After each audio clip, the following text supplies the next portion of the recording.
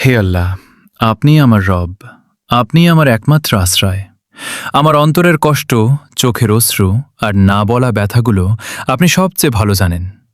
যখন চারপাশে কেউ বুঝতে পারে না, তখনও আপনি আমার প্রতিটি দীর্ঘশ্বাস শুনে থাকেন। হে পরম দয়ালু, আমার হৃদয়ের ভার হালকা করে দিন। যে দুঃখ আমাকে ভেঙে দিচ্ছে তা আমার জন্য রহমতে পরিণত করুন। আমার সব গুনাহ ক্ষমা করুন। আমার রিজিক, সুস্থতা ও জীবনে বরকত দান করুন। হে আল্লাহ, আমার জন্য যা কল্যাণকর তা সহজ করে দিন। যে দরজাগুলো আমার জন্য উত্তম সেগুলো খুলে দিন, আর যা আমার জন্য অকল্যাণকর তা আমার থেকে দূরে রাখুন এবং তা থেকে আমার মনও ফিরিয়ে দিন।